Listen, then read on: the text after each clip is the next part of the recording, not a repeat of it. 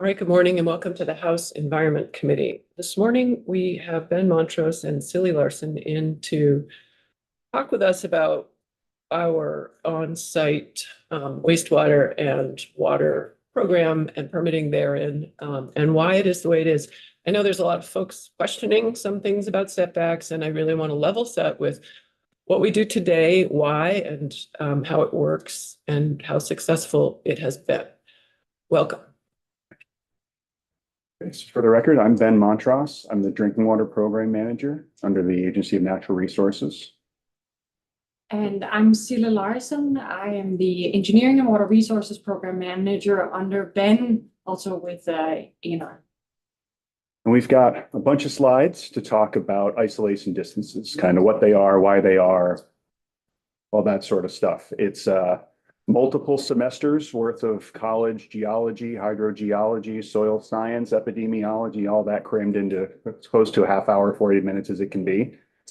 It's dense stuff. We're happy to answer questions. We have left the materials with you all, hopefully in a moderately coherent fashion, so you can review them at your leisure. Feel free to reach out after the fact if things come up and you have further questions. So basically, the purpose for the isolation distances is the prevention and reduction of mitigation of contaminants. So we're going to be talking about three different rules. There's the wastewater supply and potable water, wastewater system and potable water supply rule, which is chapter 1 of the environmental protection rules. So the first rule in the environmental world for the state. So this has been around the longest and was one of the most important rules that we've had on the books for a very long time. We're also going to talk a little bit about the public drinking water supply rule that governs isolation distances and source protection plans. And then it also integrates with the groundwater protection rule and strategy. So there's common threads throughout all three of those major regulations. Can you say the last one? Groundwater protection rule and strategy. That's kind of an overarching rule that oversees the quality and protection of discharges and things like that into groundwater. So really just a little bit of a roadmap for what we'll be doing this morning. We'll talk about why it matters, just set kind of the foundation of why we're here. We'll talk about some of the science and the regulations. We'll get into what the core concepts are for isolation distances. We'll talk about some source contamination issues. If there's time, we can talk about source protection areas, but we can also truncate that and leave that out. And then we've got a little bit of a case study and an example of a real world situation where isolation distances came into play. So why does this matter? Why do we do this? Why are we here? So a really good early example of this is the cholera outbreak in 1854 in London. Are we talking about London? Well, this is a very easy example. 616 people died due to this outbreak, and they didn't really know why for a long time. Dr. John Snow ended up doing some heat mapping. He did some epidemiological mapping to see if he could see that there were any trends to where the deaths were happening from cholera. And ended up, he found a hotspot. And that hotspot was right around the Broad Street pump. And when you think pump, an old well pump. People in the 1800s didn't have on-site septic. They didn't have municipal sewer. They had gutters and they had basements and they had bedpans and they had all sorts of smelly mess everywhere. So literally there was no separation between drinking water and wastewater disposal. Everything happened together. So the wastewater got into the drinking water, created a cholera outbreak. In order to fix the cholera outbreak, they took the handle off the pump and the deaths slowed down and stopped eventually. So really, this was one of the early drivers for needing to separate and isolate drinking water and wastewater disposal and wastewater management. This graph shows life expectancy increases from 1790 to 2020, and you can see some hiccups and it plateaus a little bit, but really the steepest section right there and that I highlighted in yellow to help put this in perspective a little bit was from 1880 to 1920. This is before antibiotics. This is before the flu shot. This is before the polio vaccine. This was the inception of sanitary construction. This was the inception of drinking water protection, wastewater management, garbage disposal, food inspection, things like that to try to separate the things that can harm you from the things that you need every day. So those changes happen, and that's the steepest part of that curve. So we've seen, it was a very low bar back then. We're definitely not in that same place, but very steep climbs and climbs through that period. What are the numbers on the left? Representative Morris. That's years, it's the life expectancy. And I'm sorry, it's green on green on green. So the lighter green is women, the darker green below is men. Got it, thanks. All right, so I don't presume to think that everybody is on the same page and knows everything. I apologize if what some of we talked about is going to be a little bit redundant or beneath you. I don't, no offenses intended there. I really want to start from a really basic foundational standpoint with this. So I want to talk about what groundwater is, just to make sure we're on the same page. So surface water protection is equally important. Surface water is a little bit easier to understand: streams, rivers, lakes, ponds, things like that.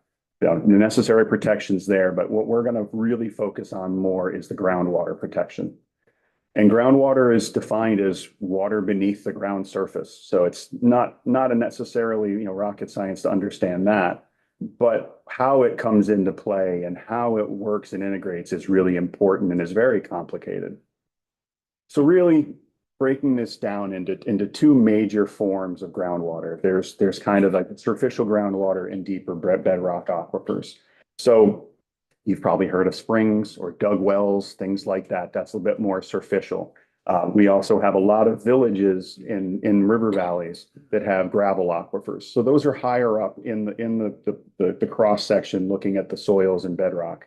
And basically what those are water that fills in the spaces between rocks and gravel that can then be pulled out or just flows out like through a spring. So that's what you see here in these upper layers there. It's more sand and gravel, and you can see the red just kind of works to slowly permeate through those two types of sand and gravel. But then we go deeper, literally, into the bedrock. And when you think of a drilled well, or you see a well casing with a blue lid, a blue cap on it in the yard, that's more what we're talking about with a bedrock aquifers. Those are wells that are drilled into the aquifer, and there's cracks in those stones that allows the water to flow. So there's two different types of aquifers. The way the water travels through those is really important, and that factors into the isolation distances that we're going to talk about.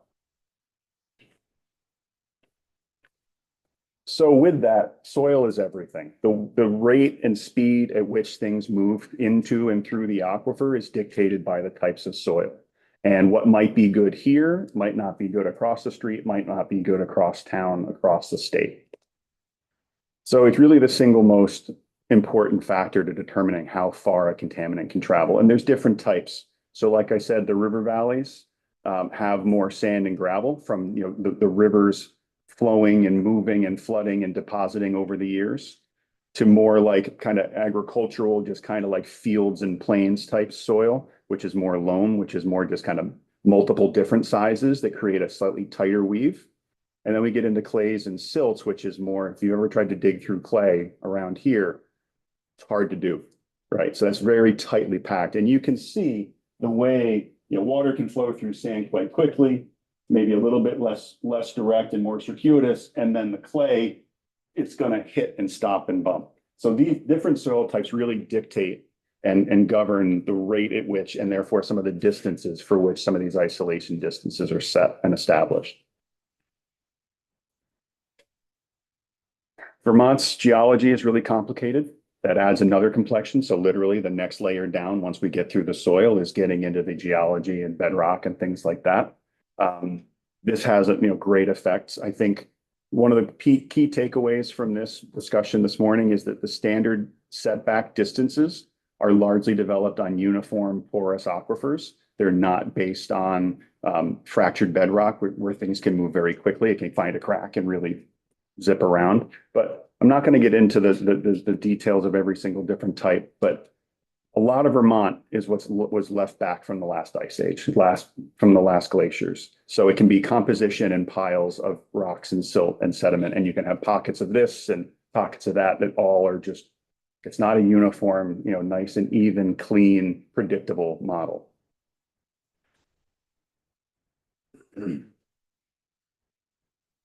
So little bit of the science. Sela's going to dig much more, no pun intended, get into a lot more of the details with all of this sort of, sorry, that was terrible. That was good. Rock my shot. Sorry. You like puns. So Sela's gonna get much more into the details of the science of all that sort of stuff. I'm gonna talk a little bit now about permitting. I think that's part of the friction you might see with our programs is some of the permitting requirements. So the private water systems, this is what's governed by the wastewater system and potable water supply rules. Again, this is environmental rule 1, chapter 1. This was the first rule that's been on the books for decades. Under these rules, the permit is required to construct, replace, or modify a potable water supply for any building, campground, or structure that needs to be certified by a licensed engineer or professional designer. Applicants need to identify their potentially presumptive isolation zones and notify neighbors if that crosses over. So you might have heard questions and complaints of overshadowing. That's where that comes into play. Where if somebody says, I can put my septic here, but eventually it might flow over there onto your land, that's how that integrates through this rule. There's also the permitting requirements to install a septic system, and each of those are done on a case-by-case, site-by-site basis based on the types of soil, the depth to water table, things like that, and Sela will get much more into that. So that's one aspect of permitting. The other aspect of permitting is the public water systems. So this is through the water supply rule. So a public drinking water system is what you think of when you think of town water. Montpelier is a public water system, but a public water system is also a school that has its own well. It's also a campground that has its own well. It's a bed and breakfast or a base lodge that has its own well. So when you think public, it's about the population that is able to be served, not who owns the system. So there might be an individual who owns a campground. That individual is a public drinking water system if it serves enough people. Those different types of public drinking water systems have different levels of risk based on different levels of exposure. Good question. Oh, okay. Different levels of exposure is based on, are people coming and going? Are people staying there, or do people live there in terms of how much they're exposed to different contaminants? Long story short, public drinking water systems need a permit to add, replace, or modify an existing source. That source permit is quite extensive. It requires that the water systems provide for both adequate quantity and quality of water. So it's not just that they have enough water, it needs to meet quality standards. And then also vice versa. It doesn't matter that it meets the quality standards if they don't have enough of it. And that can be a challenge in Vermont. We have seen systems that have been very, very challenged based on where they are, what property they own, what's around them in terms of where they can find sufficient water. Our program dictates, implements those rules. We dictate the requirements that are through those rules, and we issue those permits as required. Now Sela's going to take over. Thank you. Do you mind if I stand up? I'm one of those people. All right, great. Thank you so much. So I'm gonna dive into the core concepts of isolation distances, and they're basically the minimum setback distances between a potential source of contamination and a source of drinking water. And this here is actually the 1949 edition of the Rural Sewage Disposal book that laid the foundation for chapter 1, setting a minimum setback distance of 100 feet. So as Ben said, this chapter 1 has been in place since 1949, and very successfully so.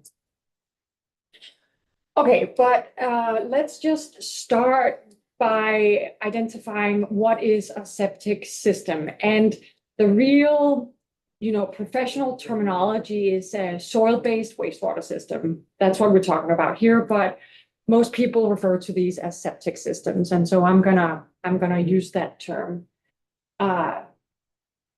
These systems work by letting the wastewater drain down into a tank here, where the organic material, the sediments, the sludge will fall to the bottom of the tank, where you will have a buildup, which is why you need to pump it out on a regular schedule.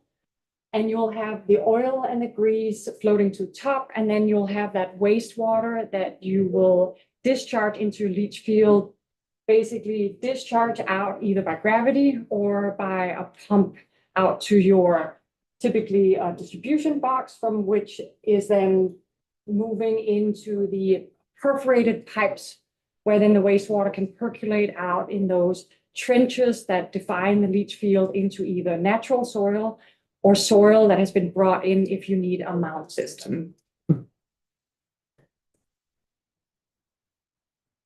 Okay, so how does soil actually remove the viruses? And obviously, we know that there are lots of pathogens in human waste beyond viruses. There's bacteria, there's protozoans such as Giardia and Cryptosporidium. But what we're mostly concerned about in wastewater is the viruses because they are harder to kill, the die-off is longer, and they're not as easily filtered out by the natural processes of the soil. So we're typically talking about two mechanisms of treatment in the soil. We have the vertical treatment and then the horizontal treatment or separation. So we start out with the vertical separation. So at the bottom of the leach field, there will over time develop a biomat, basically spanning the entire area of your leach field, from which you'll have naturally occurring bacteria breaking down the waste of the wastewater and some of the pathogens.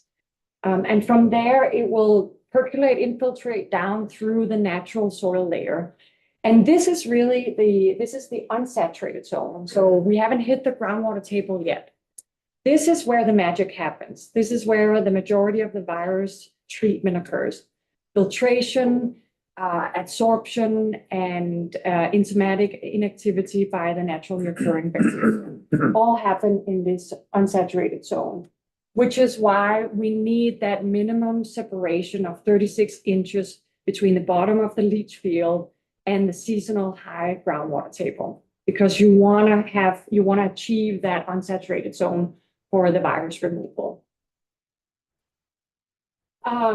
Once that wastewater percolates down through and then hits the groundwater, now we're talking about the horizontal separation. And now that wastewater will dilute into the groundwater and move with the groundwater with gravity downgrade. And obviously, we know that viruses are very mobile in groundwater. And so the greater of a distance, the longer time we achieve for virus die-off. In Vermont, the isolation zone between a septic system and a drinking water source depends on the size of the septic system, how much gallons per day are you flowing into your septic system, or the size of your drinking water source, how much water are you pumping out. Obviously, if you put more virus load into your septic system, there's more that can contaminate. If you're pumping more water out of the ground, you'll have a bigger cone of depression, a bigger area from which you're drawing water. And so you can have that risk getting greater, and so you need bigger distances. However, that distance can be reduced under Chapter 1 and Chapter 21 using a 2-year time of travel analysis. And I'm going to talk more about that analysis. But basically, if a designer through a 2-year time of travel calculation shows us that it will take more than 2 years for that wastewater to reach the drinking water source, then they can reduce that isolation distance, but never to less than 50 feet for a grouted source or 100 feet for an ungrouted source, because that grout will add another layer of protection for the source.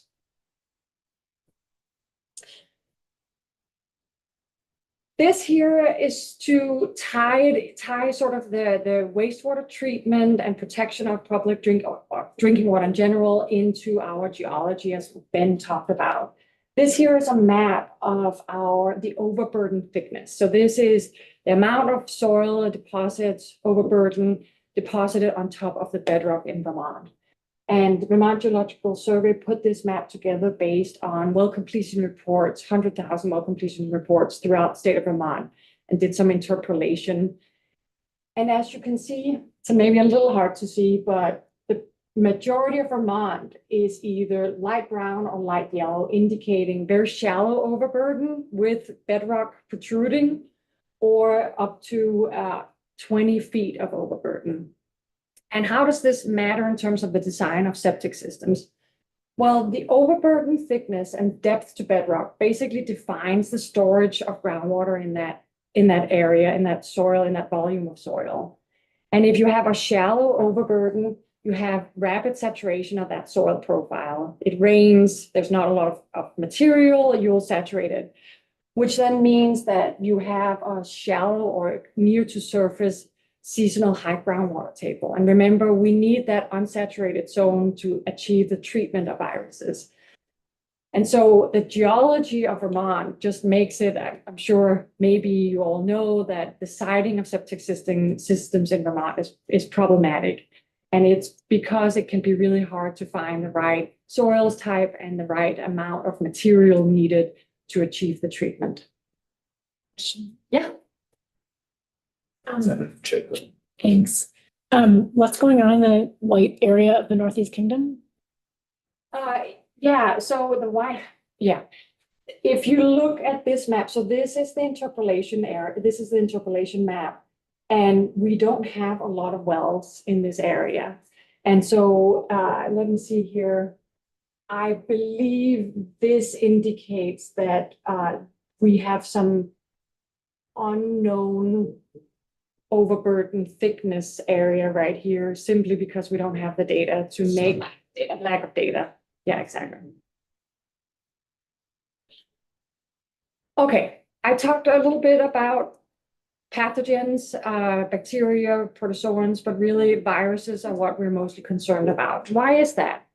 Well, human waste contains lots of types of viruses. We have enteroviruses, noroviruses, adenoviruses, hepatitis A, and all of these can exist in concentrations that are, well, even very low concentrations can cause illness. And there are studies that have found that viruses can travel far, and that we know geology and soil can impact the die-off rate of viruses. Research have shown that a standard septic system design can kill off 99.9% of viruses if it's properly designed and implemented. And if you compare that to EPA regulation for drinking water, then EPA basically says if your drinking water source is considered vulnerable to pathogens, to contamination of viruses or bacteria, then you must achieve 4-log virus inactivation for you to consume that water. And that's obviously based on a risk assessment that accepts some level of illness across a 1 to 10,000 population, et cetera, et cetera. So we need at least a 1-log removal throughout that horizontal distance, if not more, in certain situations. This here is more reference slide. Yeah. I'm sorry, you may have already explained this, but what does log stand for? Log, yes. Thank you. Thank you. And you may have already explained. No, I didn't. So 99.9% equals 3-log removal. 99.99 equals 4-log. 99.999 equals 5-log. So it's basically just saying you have 100 bacteria or viruses, and then you remove 99.9 of them, you have a 3-log removal rate. What is log? Is it an acronym? or something? It's a logarithmic. It's a line on the graph that goes very steep. Gotcha. Yes. Okay. Thank you. One log is a factor of 10. 10. Okay. So 3 logs is 1,000, Okay. 1,000 reduction. If Yes. you want to look at it that way. Great. Thank Yeah, from the mathematical. Yeah. I'm Thomas Weiss, Montpelier, Thank just so you you. can be identified. Yeah. Yeah. Great. Thank you very much. Yeah, no, absolutely. Okay, this here is more of reference slides. It will show you where to find the horizontal setback distances associated with private sources. So think of the single family residences or up to 10 connections or 25 individuals. Those are considered private. That's within chapter 1, table 11-1. You'll find all of the horizontal distances associated there. For public water systems, we have two major categories. We have non-community water systems and community water systems. And non-community water systems, Ben talked about the schools, the office buildings, the gas stations, the campsites. They are treated similar to the private. So those horizontal distances and tables are mirrors of each other. And then for community water systems, we have a different set of regulation, and I have some slides later on that. What are the implications of land use regulation versus these rules that are protecting the sources? Well, these rules identify where to put a source, or drinking water source. So let's say a designer wants to put in a new private well. They will then have to do the horizontal isolation distances and see, are any of these activity present? If not, great, I can have a well driller come in and put that source there. Now it's there. Then there's no more protection under these two rules for that source. Now that source relies on the land use regulations to protect that source in a reciprocity type of manner, meaning we need the wastewater rule to make sure that there are no septic systems now in the future put near the source. We need to make sure that the stormwater rules are not putting stormwater practices within the distance. And so these regulations now regulate the future activities, making sure that those distances are also being enforced in a similar manner. And then, of course, we have the overshadowing. We know that when you do these horizontal isolation distances, the designer draws it on a map. They take contours into consideration. You might end up with a well shield that moves on to the neighboring property. And now that neighbor there are activities that he or she can no longer do on their property based on that well shield, which has caused disputes among neighbors, as you all know. Again, a little bit of a reference slide. This is the table that defines how to draw the setback distances from a septic system and a source. And the size of this setback distance depends on the volume of water you pump out. So the more volume, the bigger distance, or the size of your septic system. Again, bigger septic system, bigger distance. I mentioned earlier that distance can be reduced if a designer or consultant shows us that a 2-year time of travel calculation has defined that the groundwater will not move more than from here, will not move all the way to the well within a 2-year time frame. And why is that? Why are we using that 2-year time frame? It's because studies have showed that viruses identified to die off in the subsurface in a 2-year time frame under Vermont groundwater temperatures. So viruses can live a long time, 2 years in the subsurface, and especially in colder temperatures. So the warmer groundwater, the faster die-off rates. And in Vermont, unfortunately, we have colder temperatures, so longer die-off rates. The 2-year time of travel area is determined using groundwater flow modeling, but that's often way too complicated. So instead, we're using simplified analytical calculations based on hydraulic conductivity. So how fast does water flow through the type of subsurface? Hydraulic gradient, what's the level of which wastewater flowing out of the septic system and where is water being pumped in from? And then the porosity of the aquifer material. And why is this a really hard thing to do? Well, that's because making this kind of 2-year time of travel calculation requires a lot of site-specific data. So the hydraulic conductivity depends on the type of soil you have. And you need to know what that soil is across this whole area. And oftentimes you just have a test pit. You know a little bit about the soil right here. You may have a well log 200 feet down the gradient. But what's happening in between? no one really knows. And for a homeowner to find that out, to make a really accurate assessment is way too costly. The majority of drilled wells, they draw from bedrock fractures, not actually from that overburden. If there's a confining layer here, that actually means if you have a septic system here and water is draining and a well is taking water from the bedrock aquifer, then there might not actually be any connection between those two. But how do we know if that confining layer comes across that whole area, or does it end and now water can flow down? There's so much information that is very site specific. You can't say anything on a Vermont scale, for example. And then also viruses. We know they're very mobile in groundwater, but how mobile? What's the loading rate coming out of the septic system? Obviously, you need an infected individual. What's the dilution rate? There's a lot of sort of unanswered questions around the infection rates as well. And that's not even taken into consideration in a 2-year time of travel calculation.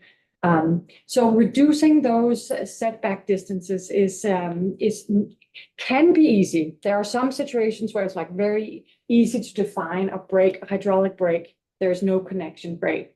But in a lot of situations, that analysis is very difficult. Okay, obviously, I know the focus here was on wastewater, which is why I've spent most of my time there, but there are also setback distances from other non-wastewater contaminants.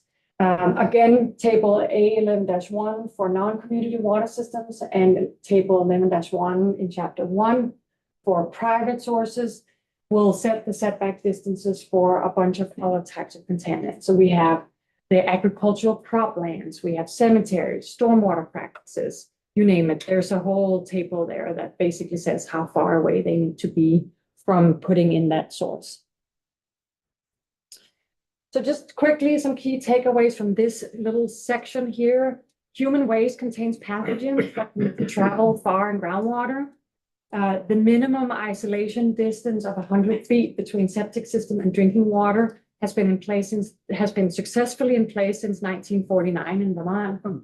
And isolation distances can be reduced, but it's a very complicated analysis required. Okay, other sources of contamination, and I just want to do a time check here. It's 9:36. I know I heard that there were questions. Do you want me to go through these really quick, or so we can get to questions, or are we okay with the pace? We would look at another. Ask the members, are there any questions presently for our presenters? Yes, sir. I just want to check on an assumption, like when I was building my house, a lot to do with my septic system had to do with how many bedrooms the house had, or what I would be permitted for. And so I'm assuming that looks at the possibility of, let's say, 6 people in a house with 3 bedrooms, and then looking at the effluent that would produce. Is That's that correct. correct? Okay. That's correct. You make some assumptions around how much wastewater does one person produce. And then you multiply that up and then say, now you have this much, what's the size according to that table, and what should the isolation distance be? Yeah. You defined earlier in your discussion, typical sewer septic system. But I've also got people in my district that are employing a Presby system. Can you define that for me? I can't actually. I would have to ask some of my colleagues. Ben and I are in the public drinking water program, so I am no expert in the various types of wastewater systems. Do you? The only thing I know with that is that it's an alternative. It's a specific design that is approved based on the specific technology that they're using. And I believe it's where you don't have those distances. It creates more, it slows the flow down in order to restrict that isolation distance. Most of these places that I'm familiar with have very shallow topsoil. Yeah, it's my understanding with it, it's less passive, it's less soil based, and it's more technology based.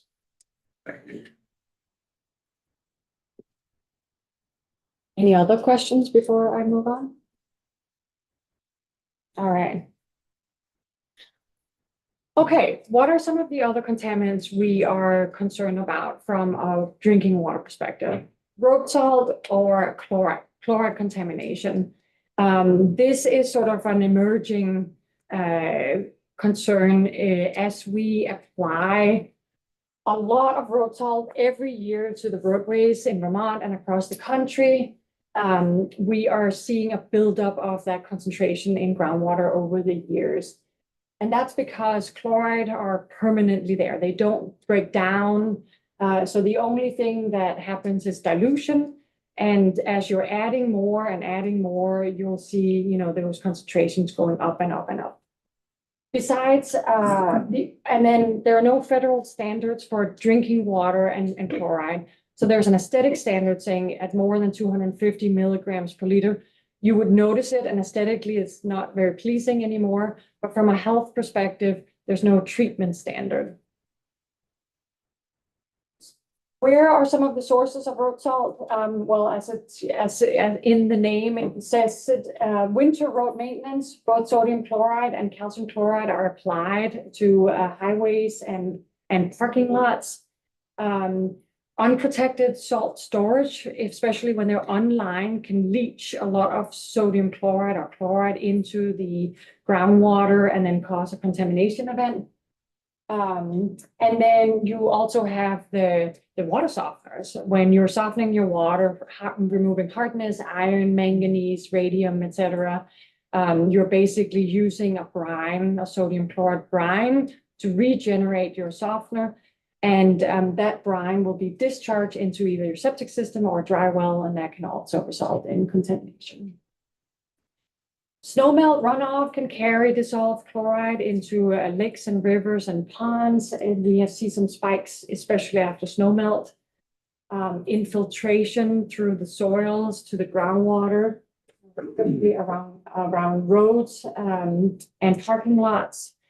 And then we do see long-term trends of chloride in the northeastern US, streams rising. And a study with USGS showed that private well contamination, that there's a statistical significant correlation between distance to roads applying salt and concentration of chloride in your water. And of Sakowitz. Yeah, I'm really interested in this chloride because it's been a topic of conversation in our committee now for quite a while. Okay. And I'm wondering if you could tell us just a little bit more about, because I don't heard this before, about contamination with chloride of the aquifers themselves and how that's been changing over time, where we're at, how close might we be in certain places to having water which is safe for drinking but not really suitable for drinking, and just kind of if you have a sense of what that picture looks like. So across Vermont, as I mentioned, we do actually see wells, especially shallow wells. So those that are dug wells or springs, they're more shallow, they're not drilled into the bedrock. So it means an easier connection between infiltration from roads into that primary groundwater table. Those we see typically having a higher concentration of chloride than the deeper bedrock wells, because the travel time, groundwater in bedrock wells can be decades old. And so they might not be as impacted at this point in time as those more shallow sources. And we do see private wells across the state having chloride contamination above the secondary MCL, so that like aesthetic level of 250 milligrams per liter. I can't throw out any numbers. I would have to go back to that study and look at it. But it is a thing. Homeowners are dealing with chloride as a contamination that they have to find a way to either treat or bring in, bottled water. So definitely not existing in Vermont. And there is also, through that study, a correlation between proximity to roadways. So it's not because chloride could also come out in your septic system, and it could come from agriculture. But the statistical significance is between roadway proximity and wells, especially in those shallow wells. Did that address Yeah, no, your that, question? yeah, no, that's really helpful. I was also struck by your comment about the chloride that gets into the deeper aquifers, that you're saying it's more or less a permanent increase in concentration of chloride in those water systems. So Yeah. is that something that we are, like, how much of a concern is that right now? I know those are the deeper ones. You just said it takes a long time for the salt to get down into those deeper reaches. But are we looking at like something that we're going to be thinking about in the next few years, few decades, or is it probably highly variable around the state? But I'm just trying to get a sense of the scale of that as an emerging problem. Yeah. It's definitely going to be variable, because similar to isolation distances, it depends on soil and bedrock, soil and geology type, and then the source of contamination. So there are certain areas of Vermont where you have more roadways, and they will be more impacted than more rural areas. We see that. Is it emerging? Yeah, yes, I would say so. We're probably, I was recently in Killington, talking to a consultant that was doing the new well for the Killington town system. And he was looking at conductivity, which is chloride. And he has been measuring it. He's been around for a while, and he said that he's just since the 80s seen the number go up and up and up and up. That graph he showed me was pretty significant incline. That's a pretty deep aquifer, like you were discussing before. That source is a gravel source, but it is impacted. It is drawing water from that's old. So it's not days old. It's not weeks old. It's decades old. Yeah. And so I would say. I'm sorry, I missed where you're talking about. Where's the location? This is down in Killington. And he was measuring it in the river that's very close to the source. So the source itself is not impacted by chloride, but the stream is fed by groundwater. And so if you're measuring it in the stream, he could measure it even when there was no snow melt. So that means that it's the groundwater that's feeding the stream and then resulting in the chloride concentrations. It's something that all states are talking about. New Hampshire have put in, best management practices around salt applications to try to curb the problem, because, it's not going to go away. It's just going to end up at a level where all of a sudden people will have to treat. Yeah, I guess this is making me think, are we at a point now in our history where we could be taking steps now to minimize the amount of chloride in our environment so that 50 years from now, we're not in a situation where people look back and they're saying, well, we have deep aquifers all over the state now have water that we can't drink because it's too salty, and we could have done something about it a long time ago, and we didn't. But because the problem wasn't urgent back then, now, and it's also very slowly getting worse. Yes, I would say yes to that. I mean, it is a problem that will get bigger and bigger and bigger. So if we do something now about it, then we will help the future generations. Yes. And one thing, I apologize if you've already discussed this or you're aware of this, in terms of the health perspective from road salt, it itself may not create an issue, but if you have heavily salted water in metal pipes, salt water and lead solder, we have old housing stock in Vermont, and lead was a high concentration component of solder until the mid 80s. So there's a lot of lead solder out there. There are some lead service lines. Salt water plus metal equals a chemical reaction. That's much more immediate of a health risk. And that does actively happen, where we see public water systems that monitor for lead and copper see that corrosion, see that saltwater influence in their drinking water. Yeah. Yeah, absolutely. We've talked about septic systems and leach fields, bacteria, viruses, protozoans, but obviously we also have pathogens resulting from sewer lines, combined sewer overflows into our surface waters, animal waste from farms, pastures, stormwater runoff, wildlife. All of those can result in a source of pathogens that can be a concern for drinking water. And the way for those pathogens to enter into our drinking water sources, either groundwater, surface water, is runoff directly into streams and reservoirs during rain events, or shallow infiltration into the groundwater, also as it rains. And then, of course, risk will increase with the shallow wells and springs, and especially also if the source is poorly constructed. If the well casing is cracked, now you can allow those sort of more superficial waters to enter into your source of water, or not grouting can allow water flowing down in that annual space between the soil and the well casing. Another source of contamination that we're concerned about is nitrate, again, primarily from agriculture, manure management, septic systems as well, and then lawn fertilizers can be sources of nitrate. Nitrate, similar to chloride, is highly soluble and it's conservative. It's there. It won't disappear very readily in our groundwaters.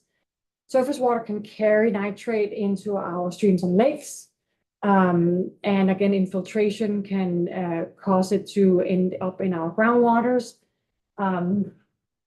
This here is an illustration of how organic waste, human waste, is converted from organic nitrogen to ammonia, and then from an ammonia to nitrate through nitrification. That is sort of the biological process of your septic system. In nature, the opposite happens as well, denitrification. But if the anthropogenic inputs are so big, they might exceed that natural rate of denitrification.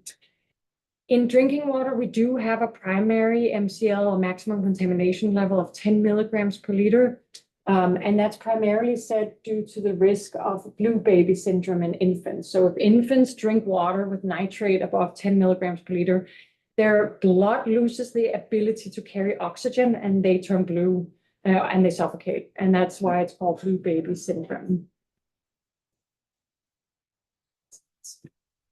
Then we have the industrial and chemical contaminants, volatile organic compounds from storage tanks underground and above ground.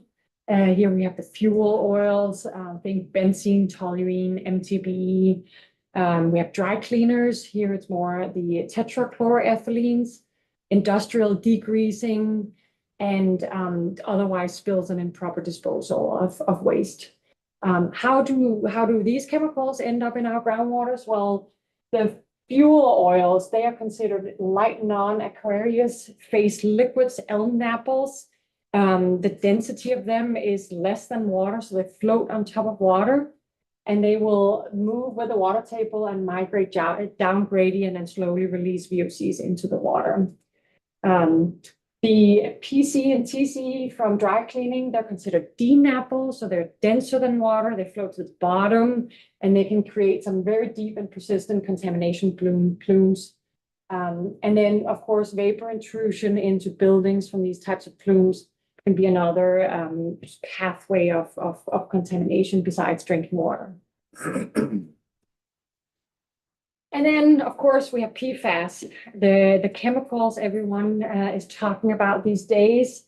What are some of the sources of PFAS? We have the AFFF, the firefighting foam we see in airports or military bases, industrial manufacturing, both aerial deposition and through the wastewater can cause contamination. Consumer products, as long as we have PFAS in our consumer products, we will never get rid of PFAS in our groundwaters. We will eat and drink things, we will touch our jackets, we'll use the cookware, and we will ingest it, and we will release it into our wastewater and into the septic systems.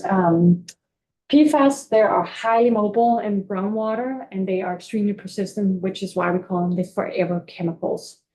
Ben, do you want to talk a little bit to the very briefly. PFAS in schools? So as Sheila said a lot with the 2-year time of travel, that's bacteria, that's not PFAS. We have no idea what the 2-year time of travel will be for PFAS or what the isolation distance would need to be. But the likelihood is it would be very difficult to install wells and septic if that's what we were worried about. So we have regulations now. We're on top of that from a public drinking water standpoint. In 2018, we did a pilot of 10 schools that had on-site water and wastewater to see if mop buckets and floor wax and industrial chemicals and all that were being used, which they were, going down the drain, going into the septic, going into the well, and repeating. And we've seen that. So at the time, we had 2 schools, the Warren School and Grafton Elementary School, that exceeded the health advisory. A bunch more have had it. Basically 36 schools or childcare systems have had at least one detection. There have been 7 schools that have exceeded our standard, and we're expecting about 7 more. So this is PFAS is certainly a problem, and this is the communication of the on-site water and wastewater based on the PFAS. Happy to come back and talk PFAS anytime for hours if you want it, but I think I'll leave that there. Although just to help maybe a hanging curiosity here. And so then those systems are getting filtration installed? Okay, just let's make sure we were. So these systems that exceeded the health advisory or subsequently the MCL, most of them already have treatment in. The ones that are about to have treatment in the works.